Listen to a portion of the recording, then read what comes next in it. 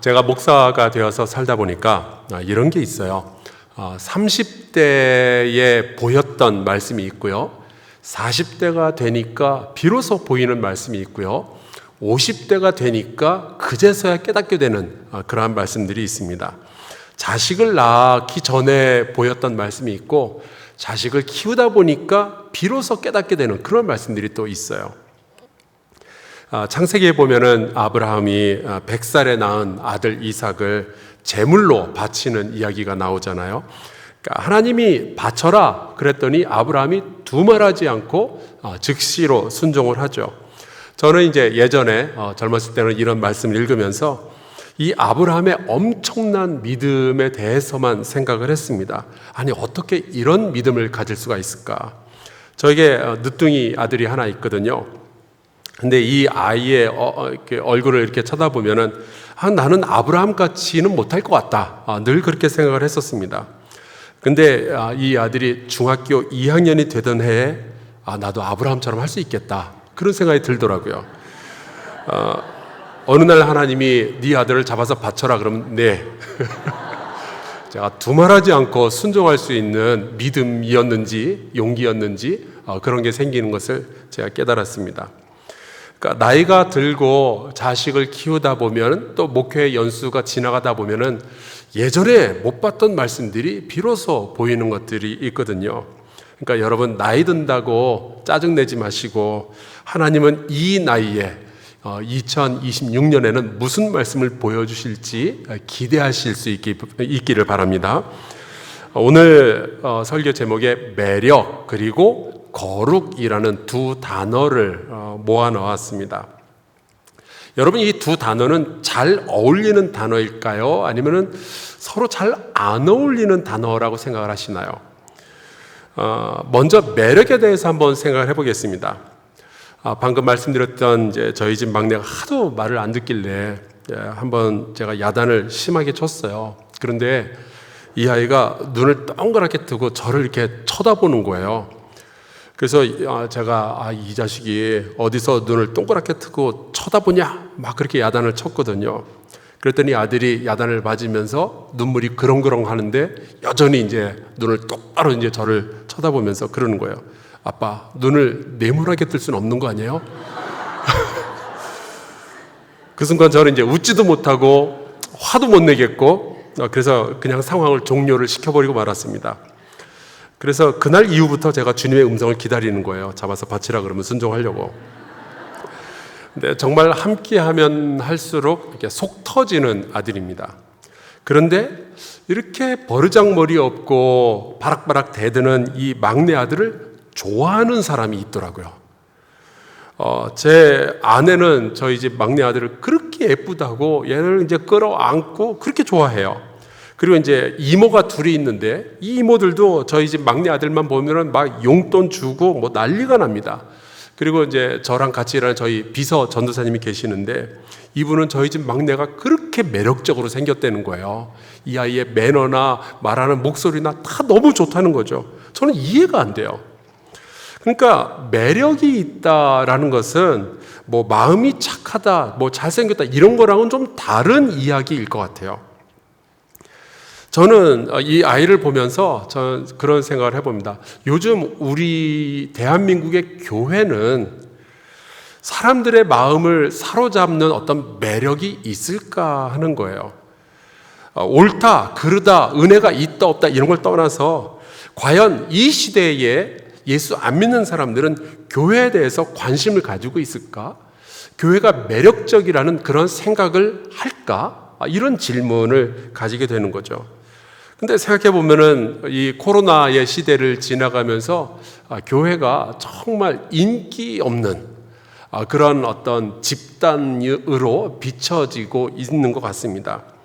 우리가 자동차만 사면은 제일 뒤에다가 제일 먼저 그 물고기 스티커를 붙이던 게 얼마 전인 것 같은데 이제는 물고기 스티커 아니면 교회 로고 이런 거 더 이상 안 붙이게 된 것 같아요. 혹시 지금도 붙이고 다니는 분들이 계실지 모르겠으나 제가 섬기고 있는 교회는요 요즘 뒤에 그런 거 안 붙이고 다닙니다. 오히려 욕만 먹는다. 그리고 어차피 우리는 세상으로부터 미움받을 거다, 세상이 너희를 좋아하지 않을 거다, 성경 말씀에 있지만 우리가 상상하는 미움은 이런 종류가 아니었던 것 같아요. 근데 왠지 요즘은 교회가 정말 인기도 없고 매력도 없고 좀 그런 세상이 된 것 같습니다. 지금 보시는 이 그래프는 국민일보에서 몇 년 전에 조사를 한 건데요. 종교별 호감도 조사에서 기독교에, 예수 안 믿는 사람들 얘기입니다. 기독교에 호감을 가지는 사람들이 25%로 나왔어요. 그런데 놀랍게도 불교가 66%였습니다. 저는 이게 맞나 싶었습니다. 그래도 국민일보가 조사를 한 거니까 아마도 맞겠죠. 설마 했는데 지금 보시는 이 사진은 작년에 삼성동 코엑스에서 했던 서울국제불교박람회의 한 장면입니다. 젊은 아이들이 바글바글하고요. 저기 연예인 뉴진스 스님이 나타났고, 거기 보면은 이제 애들이 막 손을 들고 저 불빛을 보세요. 보라색, 핑크색, 이런 화려한 조명 밑에서 저런 퍼포먼스를 벌이고 있습니다. 그러니까 우리가 알고 있던 산속에 들어가 있는 불교가 더 이상 아닌 거예요. 교회들이 이렇게 욕먹고 있는 동안, 우리가 대중으로부터 외면받고 있는 동안 불교는 저렇게 화려한 빛깔과 뭐 힙스터 부처 뭐 이런 걸로 젊은이들에게 지금 다가서고 있고 젊은이들과 소통을 시도하고 있는 중이거든요. 저기서 그 초콜릿으로 만든 석가모니상을 만들어서 애들한테 판매를 했다 그러더라고요. 옛날 같으면 아마 스님들도 반대했을 것 같은데 이젠 달라졌어요. 초콜릿으로 만들고 비누로 만들고 이렇게 해서 젊은 애들에게 지금 다가서고 있습니다. 수많은 한국 교회들이 옛날 이야기하면서 40년 전, 30년 전 은혜 받던 시절 그 이야기를 벗어나지 못하고 있을 때, 또 기독교가 보수의 아이콘으로 떠오르고 있을 때 불교의 스님들은요, 젊은 미래 세대를 끌어들일 만한 다양한 기획자들, 디자이너들, 20대 디자이너들을 고용을 해서 그들로 하여금 저런 화려한 그래픽들을 만들고 있는 거예요.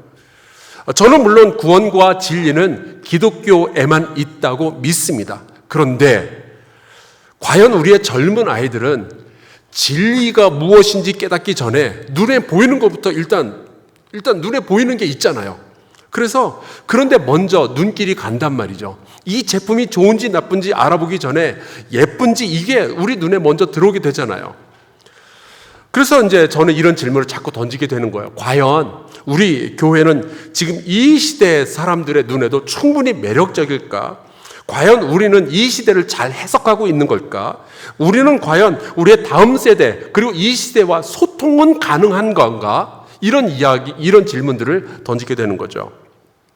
자, 여기까지가 이제 매력에 대한 이야기예요. 두 번째로는 이제 거룩이라는 단어입니다. 오늘 우리가 이제 레위기의 말씀을 읽었는데 뭐 아시다시피 레위기는 정말 지루하고 그리고 어려운 책이죠. 그런데 이 책의 이 레위기의 결론 부분에 가서 보면은 우리를 거룩함으로 부르시는 하나님의 초청이 있습니다. 말씀을 한번 볼까요? 26절. 너희는 나에게 거룩할지어다. 이는 나 여호와가 거룩하고 내가 또 너희를 나의 소유로 삼으려고 너희를 만민 중에서 구별하였음이니라. 여러분이 어떻게 해서 예수를 믿게 되었을까요? 누가 전도했어요? 아니면 엄마 아빠가 이미 예수를 믿고 있었기 때문에 나도 자동으로 예수를 믿었을까요? 아니면 어린 시절 교회 오빠가 멋있다고 해서 등록을 했다가 못 떠나고 지금까지 다니고 계시는 분들 계신가요? 그 모든 일의 배경에는 사실은 하나님의 구별하심이 먼저 있었다는 이 사실을 꼭 믿으시기를 주의 이름으로 축원합니다. 신앙생활이라는 것은 내가 하나님께 선택받기 위해서 애쓰는 게 아니라 선택받았으니까 선택받은 사람답게 살아가는 것이라는 뜻이죠. 그래서 이제 레위기 20장 23절에 이런 말씀이 있어요. 너희는 내가 너희 앞에서 쫓아내는 족속의 풍속을 따르지 말라. 그들이 이 모든 일을 행함으로 내가 그들을 가증히 여기노라. 물론 이제 우리가 거룩하다 그러면은 하지 말아야 할 뭐 어떤 것들이 있습니다. 막 살지 말라는 거죠. 화난다고 막 깽판 치지 말고, 뭐 예뻐 보인다고 수작 걸지 말고, 돈 될 것 같다고 해서 거짓말하지 말고, 피해받았다고 해서 막 복수하거나 그러지 말고, 하나님의 백성답게 살라는 이야기가 들어있어요. 그러니까 거룩함으로의 부르심은 악한 일들을 멈추는 삶일 거고, 그리고 뭔가 다른 삶으로의 부르심인 거죠. 그런데 우리가 구별된 삶, 그러니까 거룩한 삶을 살아야 되는 이유가 부르심 말고 하나가 또 있는데요. 26절 다시 한 번 더 보겠습니다. 너희는 나에게 거룩할지어다 이는 나 여호와가 거룩하고. 그러니까 내가 거룩하니까 너희도 거룩해야 된다라는 거죠. 아니, 하나님은 하나님이시고 우리는 인간인데 왜 하나님이 거룩하다고 해서 우리도 거룩해야 될까요? 이유는 간단해요. 우리가 하나님의 자녀이기 때문에 그렇습니다. 생각해 보세요. 여러분의 자녀가 옆집 사람 닮는 게 자연스럽습니까? 나를 닮는 게 자연스럽습니까? 그렇죠. 당연히 나를 닮는 게 자연스럽죠. 옆집 사람 닮으면 오히려 이상하죠. 거룩이라는 것은요, 하나님을 닮는 일이기 때문에 우리의 아버지 하나님을 닮는 일은 되게 자연스럽고 당연한 일인 거예요. 자, 그래서 이제 이 거룩함에 대해서 생각을 해보게 되었는데 굉장히 많은 분들이 이 거룩함으로의 부르심을 되게 힘들게 생각을 합니다. 그 이유 중에 하나가 이런 거예요. 거룩은 왠지 재미없어 보여요. 거룩하려면 포기해야 되는 게 너무 많아 보이는 거죠. 먹고 싶은데 먹으면 안 된다 그러죠. 하고 싶은데 하면 안 된다 그러죠. 지금 제가 이렇게 아름다운 예배당에 들어와서 봤는데, 제가 예전에 어린 시절 다니던 교회는요, 의자가 없었고 그냥 마룻바닥이었습니다. 대신 이제 의자가 없고 방석이 있었죠. 그때 저는 늘 예배당에 좀 일찍 가기를 원했었어요. 일찍 가서 뭐 예배 준비하고 기도하고 그러려고 그랬던 건 아니고, 친구들하고 방석을 가지고 노는 게 그렇게 재밌었습니다. 그래서 방석을 원반 던지기 하듯이 던져가지고 친구 맞추는 거 진짜 재밌거든요. 그리고 방석을 스케이트보드 타듯이 이렇게 쫙 미끄러지면서 타는 거. 제일 재밌는 게 이제 방석을 산더미처럼 쌓아놓고 달려가서 슈퍼맨처럼 날아서 그 방석 위에 팍 넘어지는 거. 진짜 재밌어요. 여러분도 꼭 한번 해보세요. 진짜 재밌어요. 근데 한 번은 그렇게 놀다가 교회 사찰 집사님한테 걸린 거예요. 방석을 날렸는데 마침 이제 그게 기도하러 들어오시던 사찰 집사님 얼굴에 맞았습니다. 근데 이 집사님이 비겁하게 사내들끼리 말로 해결하지 않고 저희 어머니한테 잃는 거예요. 그때 이제 제가 어머니한테 야단을 심하게 맞으면서 들었던 말이 이런 겁니다. 거룩한 예배당에서 어떻게 너는 방석을 던지며 놀 수 있느냐 하는 거죠. 아마 그때부터 제 머릿속에는 거룩하다는 것은 재미없는 거, 지루한 거, 이걸로 바뀐 것 같아요. 거룩함이라는 것은 즐거움의 반대일 거다라는 생각을 하기 시작한 거죠. 그래서 교회 어느 장로님이 거룩한 분이라 그러면은 가까이 가야 싫은 거예요. 재미없을 거니까. 왠지 부담스럽고, 뭐 제 얼굴 딱 보면은 나는 네가 지난 여름에 무슨 일을 한 줄 안다, 뭐 이런 얘기 하실 것 같고. 그러니까 거룩하다라는 것은 전혀 매력적이지 않았어요. 가까이 가고 싶지 않았다고요. 거룩한 분, 그러면 괜히 예배 시간에 뭐 손 들고 기도하실 것 같고, 큰 소리로 통성 기도하실 것 같고, 이거는 나랑은 좀 안 맞는다라는 생각을 했습니다. 그런데 이제 나이가 들고 목회를 하고 그러다가 문득 이런 질문을 하게 됐어요. 예수님의 삶 가운데 거룩하지 않은 순간이 있었을까? 제 대답은 그렇지는 않을 거다. 예수님은 태어나는 순간부터 십자가에 달려 죽으시고 또 부활하시고 승천하실 때까지 거룩하지 않은 순간은 없었을 것이다. 자, 그렇다면은 그 예수님은 교회 안에서 기도만 하고 계셨었는가? 그거는 아니죠. 그분은 집에서 식사를 하셨을 거고, 엄마 아빠의 손을 잡고 여행길도 떠나셨을 거고요. 아니면은 그 아빠와 함께 몫으로서 의자를 만들고 책상을 고치는 일들을 했겠죠. 그런데 그 모든 순간은 다 거룩했을 거다라는 생각을 하게 됐어요. 성경에 보면은 예수님은 죄인들과 함께 하셨죠.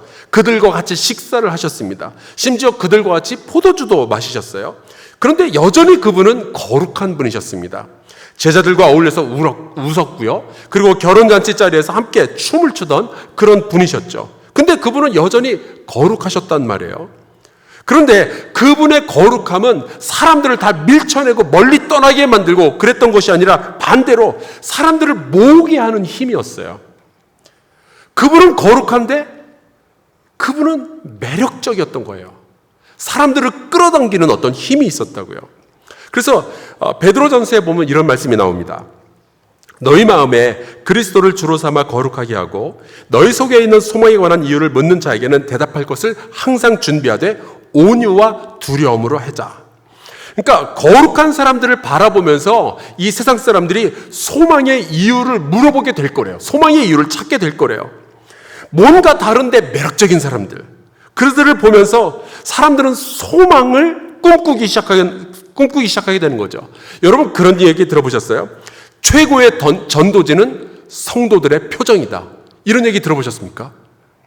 예배드리고 나오는 성도들의 얼굴을 보면은 저 교회에 내가 등록할지 말지가 보인다는 거죠.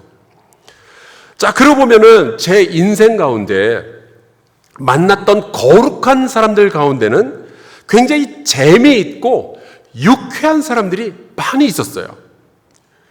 그 한 예로 남아공의 흑인 해방을 위해서 애썼던 데스몬드 투투 주교는 정말 재밌는 분이었습니다. 제가 1999년에 에머리 대학에서 공부할 때 이분이 학교에서 1년 동안 머무르면서 용서와 소망에 대해서 강의를 했었거든요. 그분의 수업을 이제 듣게 되었는데 이분이 이제 남아공의 흑인 분리 정책을 반대하다가 넬슨 만델라와 함께 감옥 생활을 굉장히 오래 했어요. 그런데 그렇게 고생을 했다고 하는데 저분의 표정을 보면은 늘 웃음과 장난기로 가득한 거예요. 키도 자그마한데 이런 말을 하면 좀 그렇지만 되게 귀여웠어요. 연세 있는 분인데 지나가는 학생들한테 참 유쾌하게 인사도 잘하시고 이제 저 같은 한국 사람들 만나면은 안녕하세요 한국말로 꼭 인사를 하시고 근데 제가 이분에게서 발견했던 것은 정말 매력적인데 굉장히 거룩해요. 이 두 가지가 분리되어 있거나 반대되는 개념이 아니라 하나로 뭉쳐져 있는 것을 제가 그분에게서 발견했습니다. 한국에도 그렇게 매력적이고 거룩한 분이 있죠. 함께 있으면 정말 유쾌하고 재밌습니다. 사진을 제가 준비해봤는데 길 목사님이란 분인데요. 제가 같이 기도하다 보면 이분이 되게 거룩하다라는 것을 제가 깨닫게 됩니다. 성경에 대해서도 되게 깊이 잘 아시지만 본인이 목회하는 교회와 성도들에 대한 사랑이 굉장히 큰 거예요. 그러니까 제가 정말 본받고 싶은 매력적인데 거룩한 분이에요. 그래서 알고 보면은 제 주변에는 이렇게 매력적이고 거룩한 목사님들이 많이 계시거든요. 그런데 이 코로나의 시대를 지나가면서 교회가 정말 인기 없는 집단이 되어버렸단 말이에요. 뭔가가 잘못 돌아가고 있어요. 뭔가 교회 사람들은 또라이 집단처럼 그런 취급을 받기 시작했고요. 너 아직도 교회 다니니? 이런 소리들이 나오게 됐고 과연 이런 시대에도 교회가 부흥이 가능한 건가? 이 시대에도 우리는 이 시대, 이 백성들, 아직 예수 모르는 사람들에게 할 말이 있을 것인가? 이런 질문들을 가지게 된단 말이죠. 근데 여러분, 가능해요. 제가 사도행전을 보면은 알겠어요. 초대교회는 로마 제국의 사람들 혹은 유대인들이 볼 때는요, 완전 또라이 집단들이었거든요. 그런데 이 초대교회는요, 지속적으로 부흥을 했습니다. 교회가 온 백성들에게 칭송을 받았다는 이야기가 있어요. 그리고 그 결과로서 주께서 구원받는 사람을 날마다 더하게 하시니라 라고 성경 말씀에 나와 있죠. 아니 어떻게 그럴 수 있을까요? 왜 사람들은 이 또라이 같은 집단을 사랑하게 되었을까요? 왜 그들을 존중하게 되었을까요? 왜 그들에게 찾아왔을까요? 저는 이 매력이라는 단어에서 그 단서를 찾았습니다. 물론 성령께서 역사하셨죠. 그런데 이 성령의 역사는 교회를요, 핍박 속에서도 매력적으로 만들어내었던 거예요. 교회가 로마 제국과 유대인들에게서 아주 극심한 미움을 받았지만 동시에 그 시대의 많은 사람들에게 굉장히 매력적으로 보이게 되었습니다. 이 시기의 성도들은요, 핍박을 받을지언정 절대로 절망하는 법이 없었어요. 오히려 그 반대로 절망하는 사람들에게 소망의 이야기들을 전해주었죠. 또 자기들 공동체 안에 아픈 사람이나 혹은 가난한 사람들이 있다면 그들을 도와주었고요. 슬픔에 빠진 사람들이 있다면 그들을 위로해 주었습니다. 그러면서 같이 기도하고 또 성경 말씀을 나누는 거예요. 그런데 여러분, 놀랍게도 로마의 역사를 살펴보면은 로마 사회에는요, 그런 집단이 없었어요. 하나도 없었어요. 누군가 가난하다고 해서 십시일반 모아가지고 도와준다? 그런 거 로마 사람들 안 했습니다. 누가 아프다고 도와준다? 안 했어요. 가족이 아니라면 그런 일들은 일어나지 않았습니다. 그런데 교회라는 집단은 이 또라이 같은 사람들이 모여서 서로를 부둥켜 안고 서로 위로하고 가난한 사람들 도와주고 아픈 사람 치료해주는 일들을 계속 했던 거죠. 그래서 로마 사람들이 보기에는 이상한 사람들인데 매력적인 거예요. 서기 250년 정도 되었을 때 에피스톨 투 디오게네투스에게 보낸 편지라는 고고학 자료에 보면은 이런 글이 나옵니다. 그들은 기독교인들이에요. 시민으로서 모든 일에 참여하지만 외국인으로서 모든 것을 참으며 살아간다. 다른 사람들처럼 결혼하고 아이를 낳지만 자녀를 버리지는 않는다. 모든 사람을 사랑하지만 모든 사람에게 박해를 받는다. 그들은 가난하지만 많은 사람을 부유하게 한다. 그러니까 초기 기독교인들의 그 겉모습을 보면은 뭐 다른 사람들하고 다를 게 없어요. 다 똑같아요. 그런데 그들의 살아가는 방식이 너무 달랐던 거예요. 당시 로마인들은요, 자식을 낳았는데 자식이 장애를 가졌거나 혹은 너무 작게 낳았거나 그러면 그냥 버렸어요. 그런데 기독교인들은 절대로 그런 법이 없었습니다. 오히려 누가 자식을 길거리에 버려놓으면 데려다가 키웠던 사람들이 기독교인들이었어요. 로마 전역에 콜레라가 퍼졌을 때 수많은 사람들이 살기 위해서 도시를 떠나야 되는데 만약에 자기가 사랑하는 아내나 자식이 콜레라에 걸려 있잖아요. 그러면 두고 갈 수밖에 없었습니다. 왜냐하면 데리고 가면 같이 걸릴 테니까. 그래서 다 두고 도시를 떠나죠. 그런데 바로 그때 기독교인들은 도시에 남습니다. 병들어 죽어가는 사람들을 그냥 모른 척하고 떠나버릴 수는 없으니까. 그래서 그렇게 버려진 사람들을 돌보면서 기독교인들도 결국 많이 콜레라에 걸려 죽죠. 그리고 시간이 지나서 콜레라가 다 이제 잠잠해진 후에 로마인들이 돌아와서 보니까 자기네들이 버리고 죽은 줄 알았던 부모님이 혹은 자기의 자녀가, 형제가 아직까지 살아있는 거예요. 어떻게 된 건가 알아봤더니 그동안 예수 믿는 사람들이 찾아와서 먹이고 간호하면서 살려주었던 거죠. 그리고 그렇게 간호했던 예수 믿었던 사람들은 오히려 병들어서 죽는 케이스들도 있었고요. 이러한 미담들이 로마 전역에 퍼지기 시작합니다. 그러니까 이 사람들은 뭔가 우리랑 달라서 무서워했는데 되게 매력적인 거예요. 초대교회 시절에 쓰여진 옥타비우스라는 글에 보면은 이런 말이 나옵니다. 우리의 숫자가 매일 증가하는 것은 실수가 아니라 선한 증거입니다. 삶의 아름다움이 교인들을 인내하게 하고 낯선 이들을 참여하게 합니다. 그리고 잘 들어보세요. 우리는 위대한 것을 설교하는 것이 아니라 위대한 삶을 살아가고 있습니다. 저는 이 기록을 보면서 굉장히 충격을 받았어요. 베드로가 죽고 사도 바울이 죽은 후에 교회가 그냥 사라질 줄 알았는데 아니에요. 그렇게 위대한 사도들의 세대가 다 지나갔는데도 여전히 교회는 부흥하고 있었어요. 왜요? 뛰어난 설교자들 때문이 아니라 그 설교를 들었던 사람들이 위대한 삶을 살기 시작했기 때문이었죠. 여러분, 대한민국의 초기 기독교를 한번 생각을 해볼까요? 1894년 당시 그 고종의 주치의가 에이비슨이라는 의료 선교사였습니다. 이런 분을 우리가 어의라고 그러죠. 그 왕을 고치는 의사니까.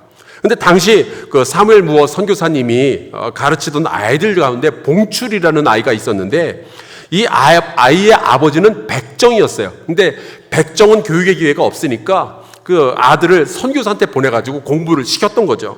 근데 이 백정이 박성춘이라는 분인데 이분이 이제 장티푸스로 죽어가자 그 교회를 돕고 있던 그 사무엘 무어 선교사님이 고종의 주치의를 불러다가 당신이 좀 이 사람 치료를 해달라고 했던 거예요. 근데 여러분, 이분은 왕을 고치는 어의잖아요. 근데 이 어의가 백정을 고치러 그 집에 찾아갑니다. 그리고 이 사람을 살려내죠. 여러분, 조선 백성들은 이 사건을 어떻게 봤을까요? 이 박성춘이라는 백정이 병에서 나은 이후로 교회를 다니기 시작합니다. 그리고 시간이 지나면서 결국 이분이 승동교회의 장로가 되죠. 이분의 아들 봉출이, 이 봉출이가 나중에는 이름을 박서양으로 바꿨고 세브란스 병원의 1호 한국인 의사가 돼요. 여러분, 예수 안 믿던 사람들이 이런 사건들을 보면서 어떤 생각을 했을까요? 로제타 홀 선교사는 조선의 여자들이 남자 의사에게 몸을 보이는 것을 극도로 꺼려한다는 것을 알게 된 이후로 여성 의료인들을 키우기 위해서 조선 여자의학 강습소라는 것을 만들죠. 여기에서 이제 여자 간호사들을 길러냈던 거예요. 그리고 이 학교가 시간이 흘러 고려대학교 의과대학이 되었습니다. 세상 사람들은 이러한 모습을 보면서 어떤 생각을 했을까요? 독립선언서를 썼던 33인의 민족 대표 가운데 16명이 기독교인들이었어요. 최초의 한글 교재는 3인 필지라는 책인데 헐버트 선교사가 만든 것이 한국어, 그러니까 대한민국 언어의 최초의 교과서입니다. 우리말 띄어쓰기는요, 한국 사람이 만든 게 아니었어요. 이 헐버트 선교사가 만들었죠. 어쩐지 띄어쓰기가 어렵다고 생각 안 해보셨어요? 이거 외국인이 만들어서 그래요. 대한민국 정부가 고아원과 병원과 학교 등등을 위한 예산을 세우기 전까지만 해도요, 이 땅의 어려운 사람들은 다 교회가 떠안고 있었어요. 교회가 굉장히 매력적이고 굉장히 거룩했죠. 지금도 양화진에 가서 보면은 이 땅에서 숨을 거둔 수많은 선교사들의 무덤이 있죠. 지금 보시는 비석들은 되게 작은데 선교사들의 자녀들의 무덤이에요. 자식을 잃고서도 여전히 조선 사람들 위해서 위대한 삶을 살던 선교사들을 보면은 이 땅의 백성들은요, 굉장히 매력적이다, 굉장히 거룩하다, 이 두 가지를 동시에 생각을 했던 겁니다. 저는 이 성복중앙교회 성도들의 위대한 삶 이야기를 계속해서 듣게 되고요, 제가 살펴보고 있습니다. 그 중에 하나가 2013년부터 시작된 새벽 만나죠. 월요일부터 금요일까지 학기 중이면 아침 7시부터 매일 100여 명의 학생들이 찾아와서 아침 식사를 한다고 해요. 이게 얼마나 매력적인 이야기인지 모르겠어요. 거룩한데 매력적이다. 더 멋진 것은 교회 재정만 투입되는 것이 아니라 성도들의 개인적인 후원도 있고요, 외부에서 식자재를 후원해 주기도 하고, 이 음식을 먹으면서 공부했던 학생들이 감사의 편지를 보내오기도 하고요. 여러분, 이런 위대한 미담들이 우리 주변에서 지금도 만들어지고 있잖아요. 여러분, 이것은 매력적인데 거룩한 일이에요. 올해 성복중앙교회 슬로건이 복음의 생태계를 생성한다라는 것으로 제가 들었습니다. 물론 이 생태계라는 것은 여러 가지를 포함하겠지만 지역 사회와의 관계가 빠질 수는 없는 거잖아요. 이웃들과 함께 이 마을을 더 나은 곳으로 우리가 함께 만들어 가야 되겠죠.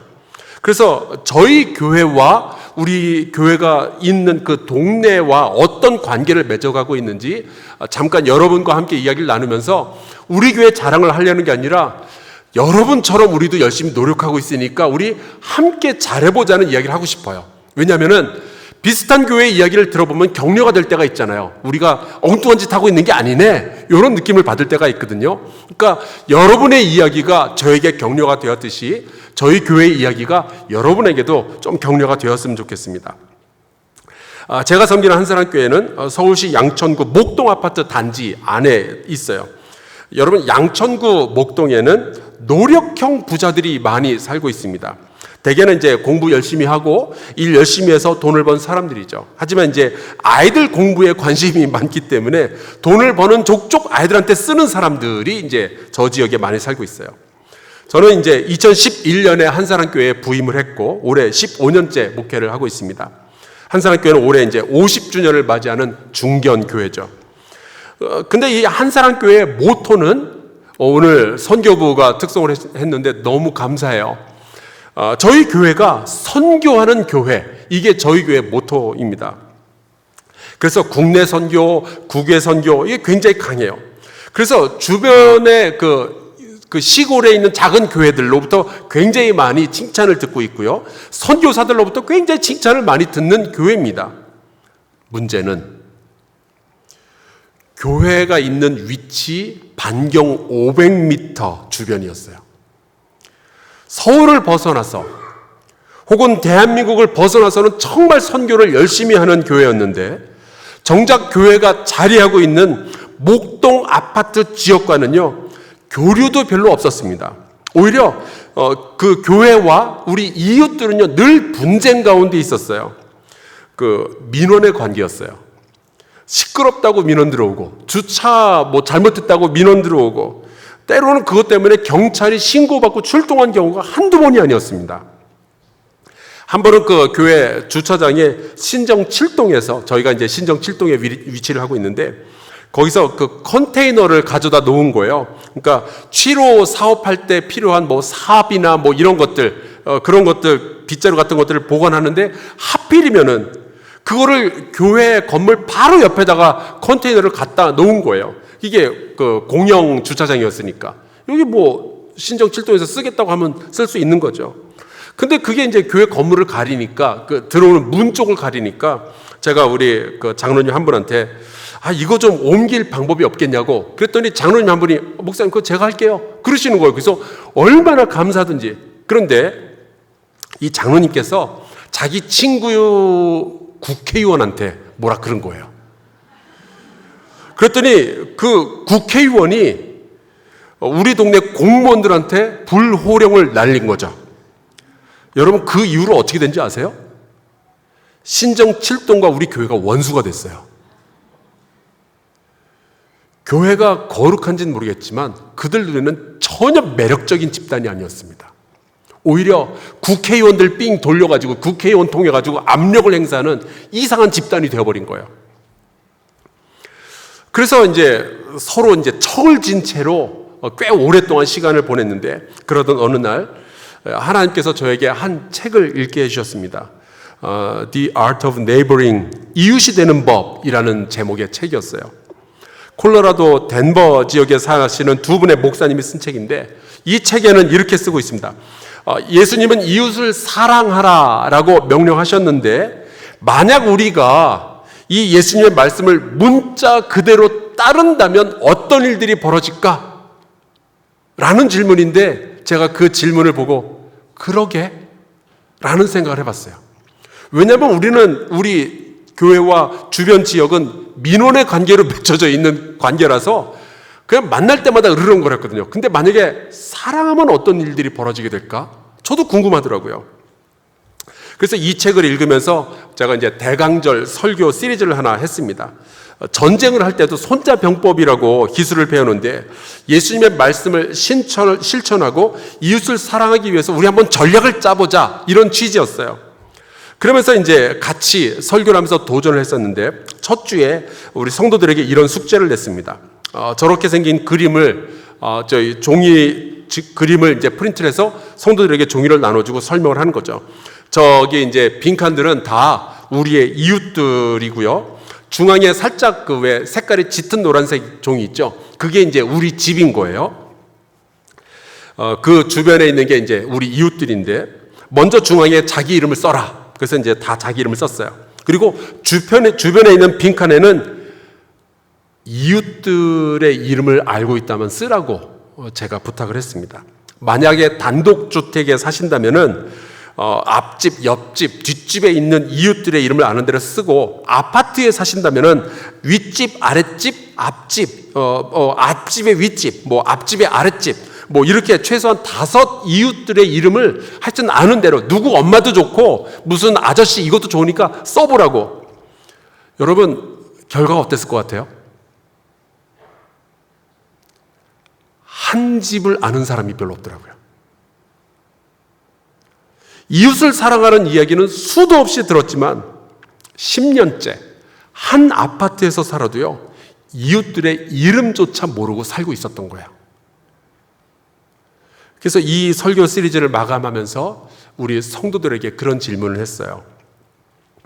이 세상에 이웃을 사랑한다는 교회는 많은데 이웃이 사랑하는 교회는 얼마나 될까요? 네, 그때 다 우리가 숙연해졌죠. 아무도 여기에 대해서 대답을 할 자신이 없었던 거예요. 왜냐하면 우리 자신이 이웃에게 사랑을 받는 교회라는 상상도 안 해봤거든요. 늘 민원의 관계만 있었으니까. 이 설교 시리즈가 끝나고 우리 장로님들하고 이제 회의를 하면서 제 생각을 말씀을 드렸어요. 향후 몇 년 내에 우리가 이웃들로부터 사랑받는 교회가 될 수 있겠냐고. 이제 그때부터 우리 머릿속에 이제 바빠지기 시작한 거죠. 그러면서 가장 먼저 나왔던 게 1층 리모델링 프로젝트가 출발을 했습니다. 우리의 안방을 우리의 이웃과 공유할 수 있으면 좋겠다. 그런 생각이 든 거예요. 그래서 이제 여기도 1층에 되게 아름다운 카페가 있는 것을 제가 봤는데 저희도 이제 카페를 만들었어요. 그리고서 이웃들을 우리 교회로 초청하기로 하죠. 이게 교회 문을 들어오지 않고 외부에서 바로 들어갈 수 있도록 그렇게 만들어 놓고요. 제가 한국에 왔을 때 카페를 여러 군데 가봤는데 가장 아쉬운 게 화장실이었거든요. 그 카페에 가서 화장실을 가겠다 그러면은 키를 주면서 뭐 2층과 3층 중간에 가서 보면은 있다고. 그래서 가서 열어보면은 뭐 젖어 있고 냄새나고 이런 게 많이 있었어요. 그래서 화장실을 아주 아름답게 널찍하게 잘 꾸며놓고 저렇게 이제 카페를 만들어 놨습니다. 근데 이제 저 카페를 시작할 때 주변의 카페들하고 경쟁하고 싶지는 않았어요. 우리는 사역을 한다고 하지만 그게 누군가에게 손해를 끼치면은 안 되겠다라고 생각을 했습니다. 그래서 이제 카페를 만들기 전에 주변의 카페 사장님들을 다 만났어요. 돌아다니면서. 그래서 우리 교회에서 카페를 하나 만들려고 하는데 괜찮겠냐고 그랬더니 다들 괜찮다라고 이야기를 하더라고요. 그래서 그러면 아메리카노 가격을 어느 정도로 하면은 사장님께서 괜찮게 생각을 하시겠느냐. 그렇게 해서 여기저기 물어보니까 한 3,000원 정도가 적당하다라는 이야기를 들었습니다. 그래서 가격을 그렇게 정하고 카페가 시작이 되었어요. 카페는 이제 금방 소문이 났고 지금은 이제 지역의 명소가 되어 있습니다. 점심 식사 직후에 가장 많이 붐비는데 가서 보면 저희 교회 성도들은 거의 없어요. 지금은. 그래서 이웃들이 굉장히 많이 오는 그런 카페가 되었고 토요일이면은 전동 휠체어 한 10대 정도가 몰려옵니다. 근처에 있는 장애인 단체에서 모임을 가지고 이분들이 그 휠체어를 몰고 그대로 저희 카페로 들어오시죠. 양천군대 목동 지역에는요 전동 휠체어가 들어갈 수 있는 카페는 저희 교회밖에 없어요. 그래서 우리 장애인 단체에서 굉장히 잘 사용하고 있습니다. 그리고 저 카페는 벌어들인 돈을 그대로 이제 장학금과 지역사회 활동에 100% 후원금으로 내놓습니다. 선순환이 만들어지기 시작한 거예요. 이 교회에 있는 카페도 그렇게 장학금을 계속 내놓는다는 얘기 듣고 너무 제가 격려가 되고 너무 좋더라고요. 형제 같은 교회가 또 있구나. 그래서 너무 감사하고 여러분을 축복하고 싶습니다. 저희가 이제 리모델링을 하면서 1층 로비를 좀 큰 홀로 비워놓았습니다. 근데 과연 이곳도 우리 이웃들과 공유할 수 있을까? 그때 이제 저희가 꺼냈던 슬로건이 이런 거였어요. 이제는 소유가 아니라 공유다. 이런 문장을 여기저기다 제가 붙여놨었습니다. 그리고 이 1층을 같이 공유할 수 있을까? 그러는 중에 저희 교회 권사님 그때 70이 넘으셨는데 그 권사님 한 분이 인사동에서 그 개인전을 여셨어요. 화가인데 구이모라는 분입니다. 아버지가 일제시대 때 일제 강점기 때 굉장히 유명한 화가였다고 하더라고요. 그분 얘기를 들어보니까 어린 시절 그 집에 놀러 오시던 그 아빠 친구들의 이름이 방정환, 이상, 이런 분들이 집에 놀러 왔다고 그러시더라고요. 근데 이분한테 물어봤더니 인사동에서 한 2주 정도 개인전을 여는데 돈이 어마어마하게 들어간다는 거예요. 그런 이야기를 들으면서 그러면 화가들이 우리 교회 1층에서 개인전을 열게 도와주면 어떨까 생각을 했습니다. 그러니까 교회에서 무슨 돈 들 일은 없고 그냥 공간만 내어주는 거니까. 그래서 이제 저희 교회 다니시는 또 다른 화가분들한테 우리 양천구에 화가협회 같은 거 없냐고 물어봤더니 있대요. 그래서 몇 명이나 있냐고 알아봤더니 여러분 양천구에만 화가협회 회원이 500명이 넘더라고요. 그렇게 많은 줄 몰랐어요, 저도.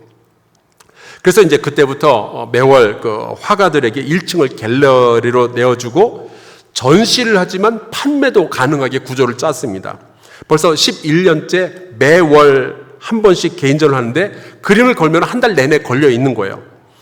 놀라운 거는 저희 교회 성도들은 매월 그림이 바뀌는 거예요. 새로운 그림으로, 새로운 화가들의 그림으로 쫙 바뀌니까 저희도 너무 좋고, 또 지역의 화가들도 자기 그림이 한 달에 한 번씩 갤러리에 걸리니까 너무 좋고, 그리고 교인들 가운데서 여유가 있는 분들은 그림을 사시고, 그렇게 해서 한사랑교회 1층은 이제 지역의 주민들이 공유하는 공간이 되어버렸습니다.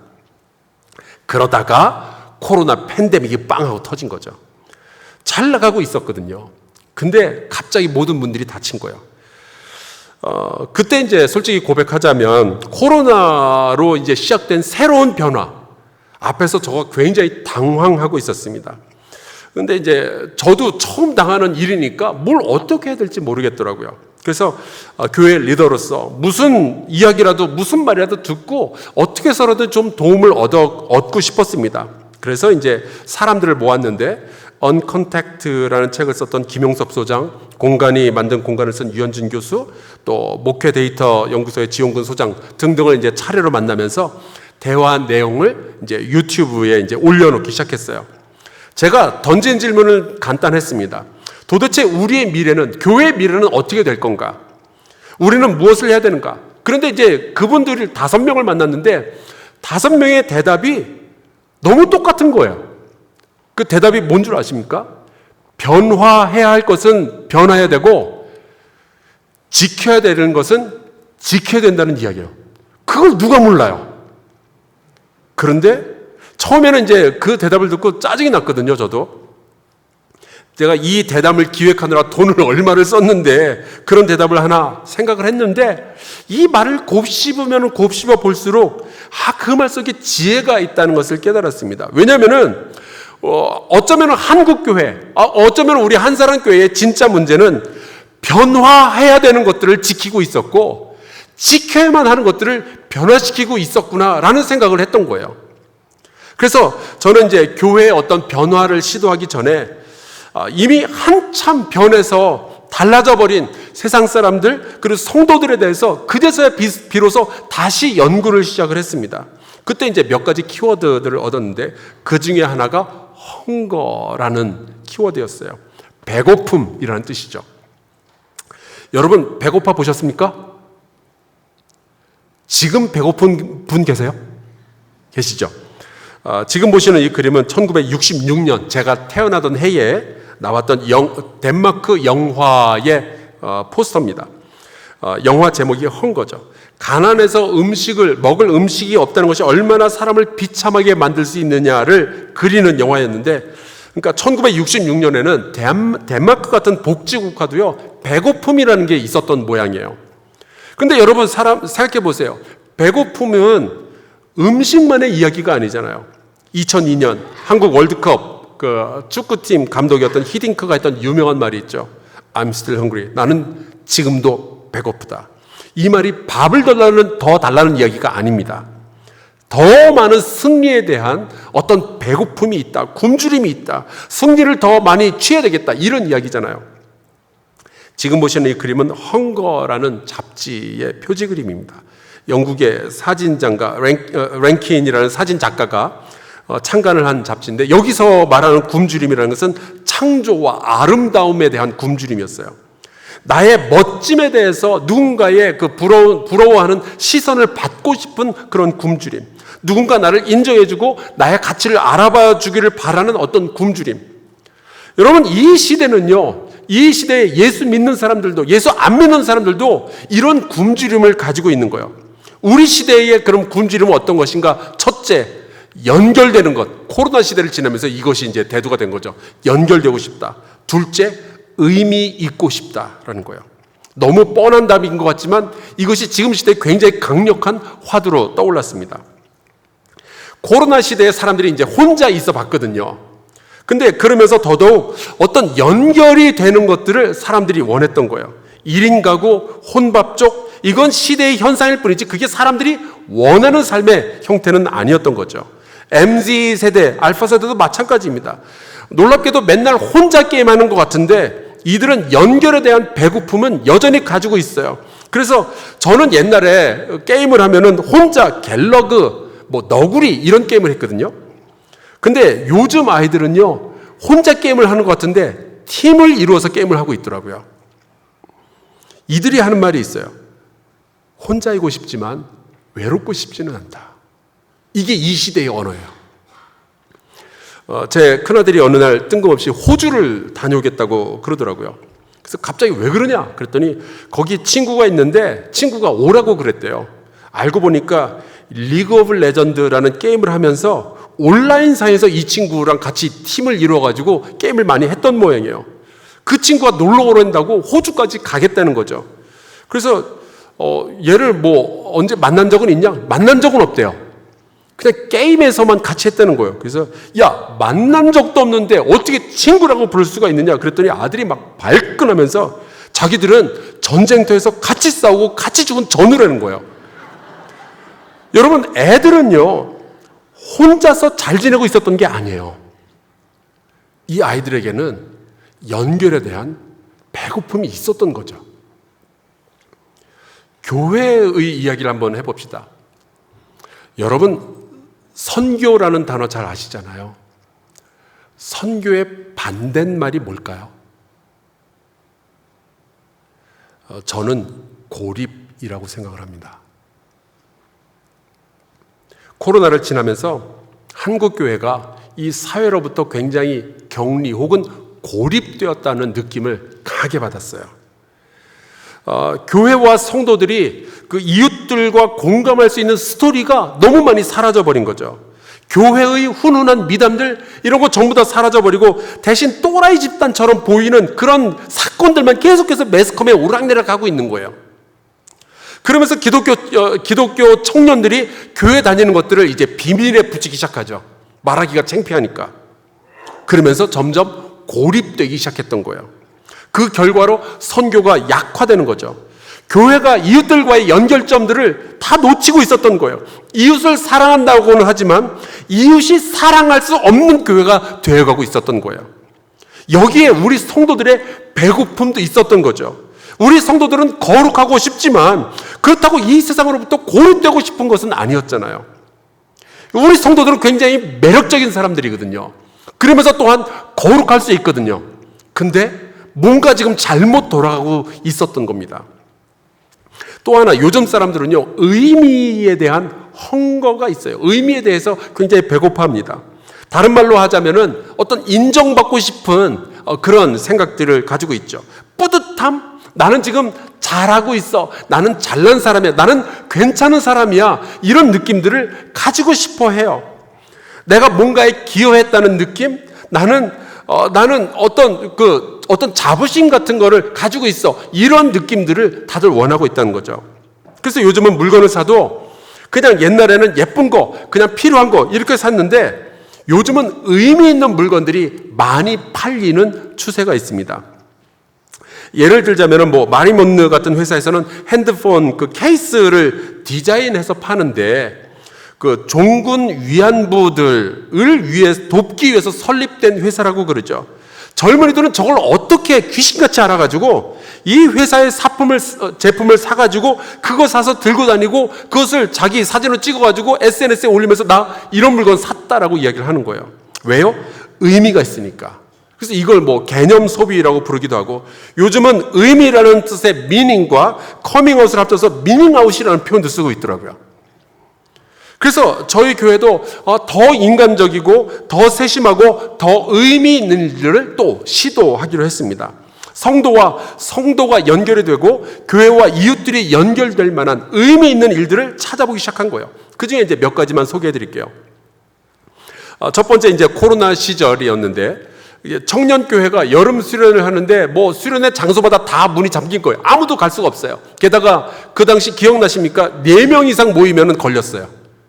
때로는 그게 6명으로 늘어나기도 했지만 그래서 청년들이 여름 수련을 하는데 4명 이상 모이지 못한다면 어떻게 할까? 그래서 제주도에 집을 한 채를 2달 동안 렌트를 했습니다. 그리고 한 번에 사역자 1명과 청년 3명 혹은 4명까지 2박 3일 수련회를 2달 내내 했던 거예요. 청년 담당 사역자가 4명인데 굉장히 힘들었다고 하더라고요. 하지만 청년들에게는 굉장히 폭발적인 반응이 있었습니다. 그러면서 그 지역에 2달을 머무르면서 그 지역 사람들과도 사귈 수가 있게 되었고 재밌는 스토리들이 만들어지기 시작한 거예요. 연결이 가능한 거구나. 이 코로나의 시대에 모든 것들이 다 막히고 4명 이상 못 모인다 그래도 여전히 연결은 되고 있었어요. 두 번째, 저희 교회에서는 지난 20년 동안 매주 화요일마다 약 한 300에서 400명 정도의 노숙자가 점심 식사를 하는 일이 있었는데 코로나로 모든 것이 이제 중단이 된 거죠. 그래서 그 대신에 이제 시작한 사역이 화요일의 소망의 도시락, 요 3가지를 합쳐서 화소락이라는 이름의 사역을 시작을 했습니다. 성복중학교에는 오병이어 사역이 있더라고요. 근데 똑같이 화요일 날 하고 있는데 비슷합니다. 이제 저희 교회 성도들은 매주 이제 화요일 아침에 모여서 도시락 153개를 만들고 이것을 신정 7동, 그렇게 철전지 원수처럼 지냈던 사람들하고 신정 7동의 방문 복지팀과 콜라보를 해서 지역에 있는 독거노인 153명을 일일이 방문하면서 전달하되 도시락하고 반찬만 놓고 오는 게 아니라 가서 이야기를 들어주고 오는 것, 이게 굉장히 중요했어요. 왜냐하면 스토리, 연결이라는 것이 중요했기 때문에. 영상을 준비했는데 잠깐만 보도록 하겠습니다.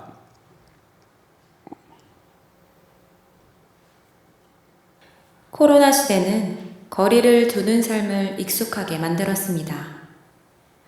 매주 화요일 어르신들에게 식사 한 끼의 기쁨을 나누고 싶어서 양천어르신 종합복지관과 함께 소망의 도시락을 배달합니다.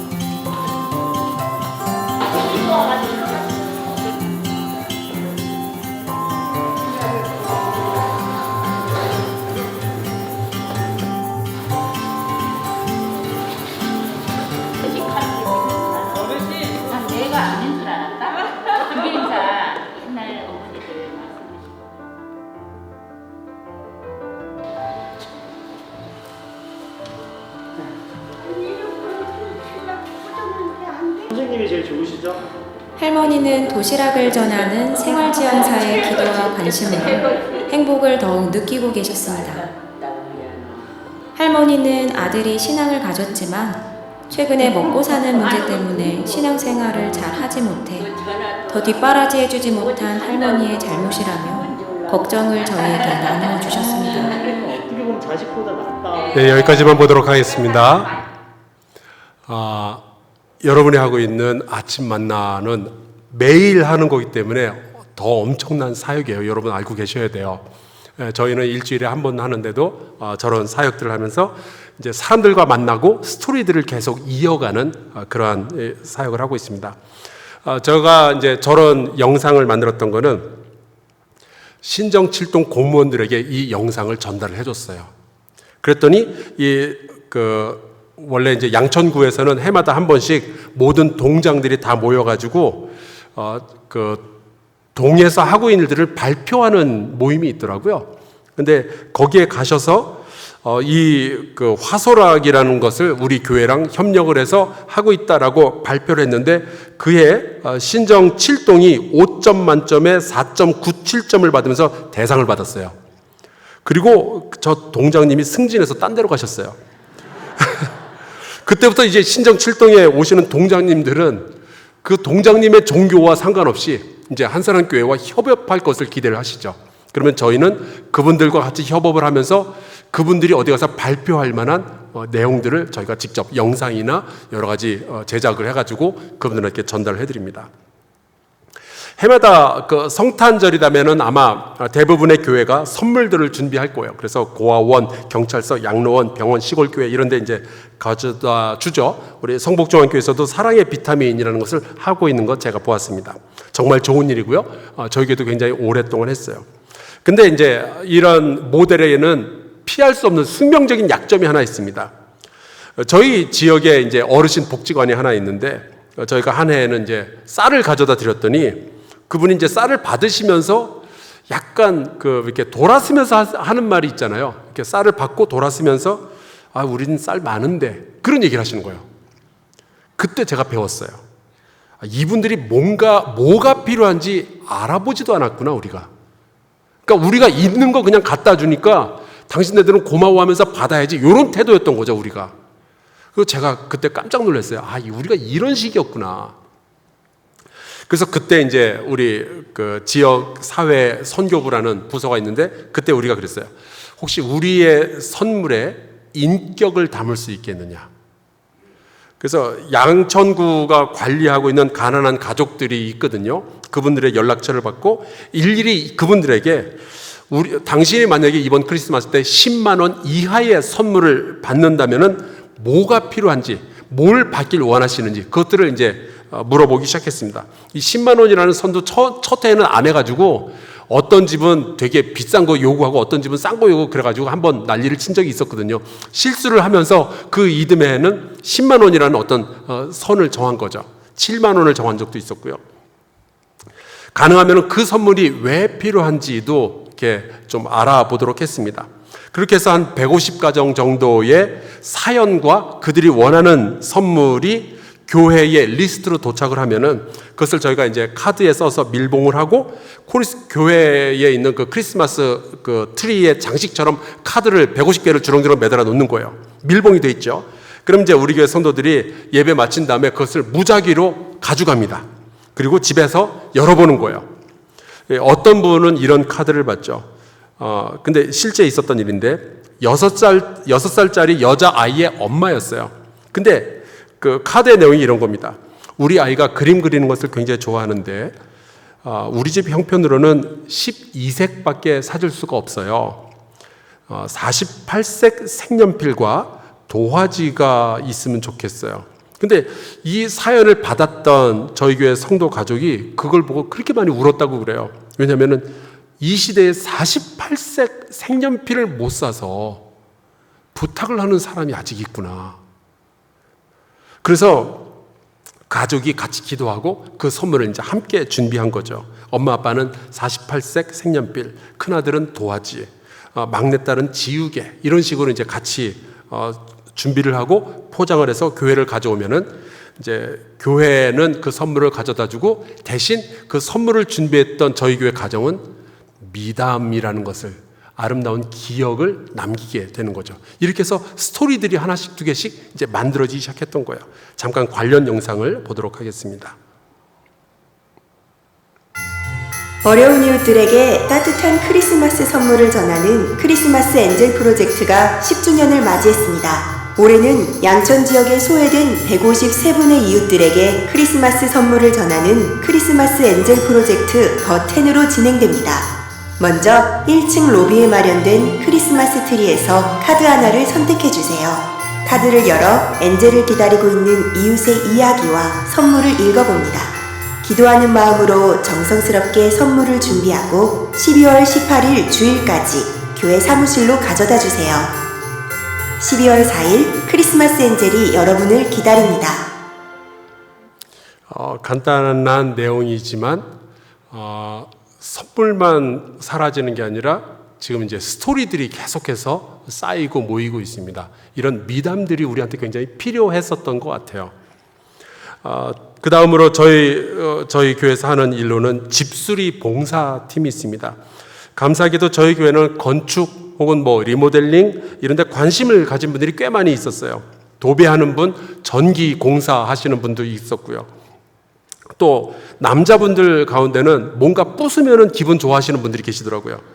그래서 이분들로 이제 팀을 구성을 하고 구청으로부터 지원도 받고 월드 휴먼 브리지라는 NGO를 저희 교회에서 하나 설립을 했는데 이게 기부금 영수증을 주기가 교회에서는 잘 안 되고 NGO가 있으면 굉장히 편안하더라고요. 그래서 이런 팀들이 협업을 해가지고 이제 집수리 프로젝트를 하기 시작했습니다.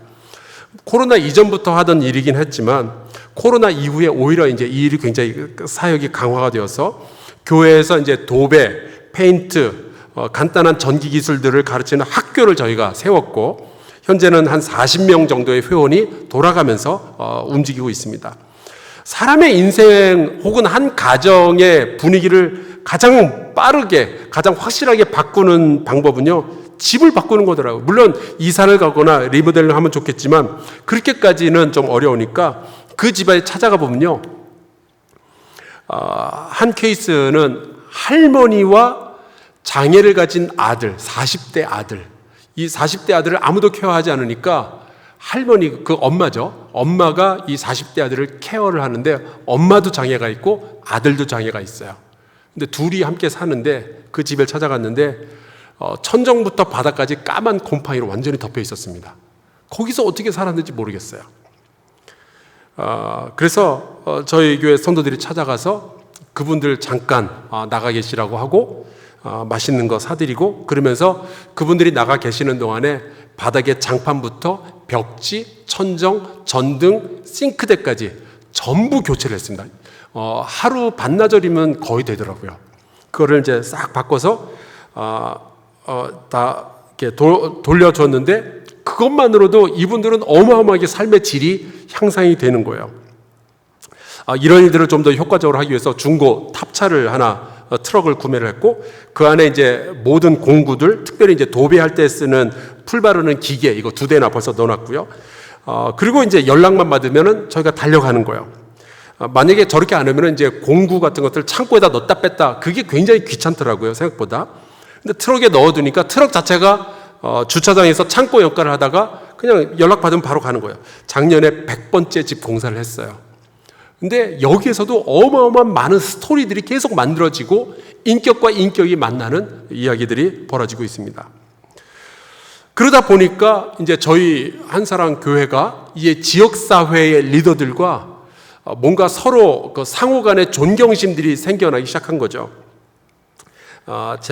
재작년에는 이제 동네의 문제 가운데 하나가 뭐가 있었냐면은 아까 말씀드렸던 공영 주차장인데 그냥 흙바닥이었거든요. 그래서 이제 겨울이 되면은 이제 그 눈하고 흙하고 막 섞여가지고 진흙더미가 되고 또 이제 봄이 되면은 여기서 이제 먼지가 나기 시작합니다. 그래서 이제 주변 아파트에서 계속 민원을 냈어요. 이거 먼지 난다, 이거 질척거린다, 여기서 차가 나오면은 그 흙 이렇게 묻히면서 도로 더러진다 그러면서 민원을 냈는데 이게 안 됩니다. 왜냐면은 이 땅은 서울시 땅인데 관리는 양천구에서 하고 있었거든요. 그러니까 서로 모르쇠로 일관하는 거예요. 이거는 서울시 가서 물어봐라. 그래서 서울시에 가면은 양천구 소관이다. 뭐 이런 식으로 계속 왔다리 갔다리 핑퐁 게임을 했던 거죠. 그런데 이제 저와 저희 교회의 사역자 몇 명이 해마다 각 동마다 신년 업무 보고회라는 걸 하는데 저희 신정칠동 신년 업무 보고회에 해마다 저희가 참여를 해요. 근데 사람들이 다 있는 앞에서 제가 구청장이가 건의할 거 있다 해가지고 바로 그 이야기를 꺼낸 거죠. 이거 벌써 몇 년째 민원을 듣고 있는데 왜 못 고치냐? 그랬더니 그 자리에 있었던 주민들이 다들 목사님 말씀이 맞다고 박수도 쳐주고 먼지 때문에 힘들었다고 좀 얘기 좀 들어보라고 그랬던 거예요. 그랬더니 구청장 그 자리에 있던 국회의원들, 구의원, 시의원들이 다 그러면 알겠다고 하더니 단 한 달 만에 싹 고쳐졌어요. 그렇게 쉽게 고칠 수 있는 거를 뭐 몇 년 동안 못했는지 모르겠는데 이렇게 저희 교회가 그 지역의 이웃의 진짜 이웃이 되어가고 있었던 거죠. 그렇게 조금씩 한사랑 교회는 이웃들과 그렇게 높게 넓게 혹은 두텁게 가지고 있었던 벽들을 하나씩 무너뜨려 가고 있고요. 저희 교회 안에만 머물러 있는 목사가 아니라 우리 지역의 이웃들과 함께 할 수 있는 그러한 지역의 주민으로서의 역할들을 감당하고 있습니다. 우리 교회 성도들도요, 교회 안에만 있으면 안 되겠다라는 생각들을 지금 자동적으로 하고 있고, 그래서 신정칠동 자치 모임이나 이런데 저희 교회 성도들도 많이 가고, 저도 굉장히 자주 찾아가고요. 무슨 지역 잔치 같은 거 하면은 저희도 부스를 열거나 혹은 후원금을 하거나 해서 같이 움직이는 일들이 굉장히 많아요. 이전보다 이웃들에게 훨씬 밀착된 모습으로 교회가 세워져 가고 있습니다. 거룩한 교회인데 굉장히 매력적인 교회로 지금 변화를 시도하고 있는 중인 거죠.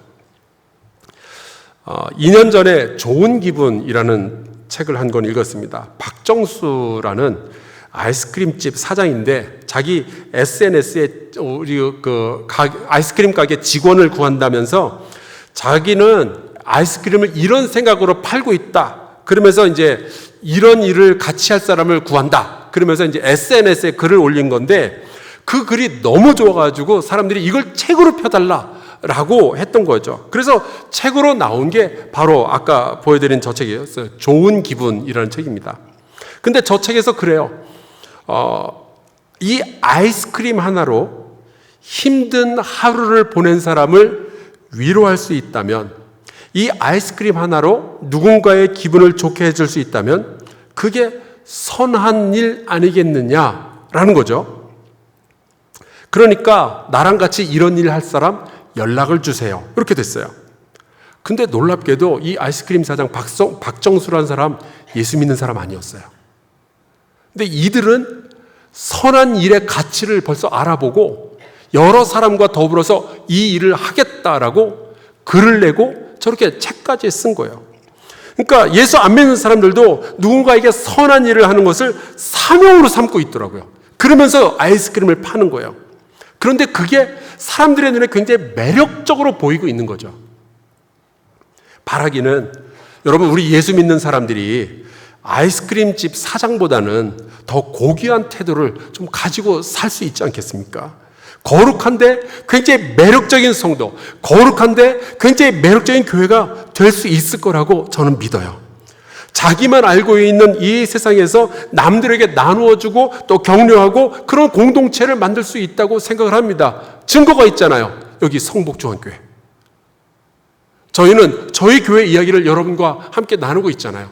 여러분, 이건 분명히 가능한 일이고 굉장히 성공적인 일이고 주님께서 기뻐하시는 일이고요. 우리가 다시 한번 이 코로나 이후의 세대, 한국 교회를 또라이 보듯이 하는 이러한 세대 속에서도 여전히 우리의 이웃들과 연결될 수 있고, 그들로 하여금 교회에 뭔가 있다. 저 사람들 우리랑 다른 삶을 살고 있는 것 같은데 들여다보니까 너무 선하고 너무 아름답더라. 이런 이야기를 우리가 분명히 들을 수 있다고요. 여러분이 이미 듣고 계시고 더 많이 들을 수 있을 겁니다. 우리 김 목사님과 더불어서 이 여러분들이 하고 계시는 사역 하나하나 소중하게 여기고, 그리고 여러분 최선을 다해서 이 사역 감당하실 수 있기를 주의 이름으로 축원합니다. 하나님은 지금도 일하고 계시고요. 우리 교회가, 우리 성도들이 순종만 할 수 있다면 하나님은 더 크고 더 놀랍고 더 거룩하고 더 매력적이고 더 아름다운 일들을 계속해서 일으켜내실 거예요. 주님께서 우리와 함께 하시면 성령의 역사가 임할 것이고, 그것은 우리가 곧 위대한 삶을 살아내는 성도들이 될 수 있다는 이야기죠. 우리는 정말로 매력적이고 거룩한 교회가 되어서 이 세상을 변화시킬 수 있습니다. 주님께서 저와 여러분 모두를 도우시기를 간절히 축원합니다. 우리 마지막으로 이 찬양 한 곡 부르고요. 우리가 좀 기도하는 시간 가지면 좋겠어요. 우리는 주의 움직이는 교회라는 찬양인데, 여러분 그 말이 맞죠? 우리가 건물입니까? 아니요. 우리는요, 예수 그리스도의 교회이고 주님께서 이 땅, 이 세대에 내어주신 아름다운 움직이는 공동체입니다.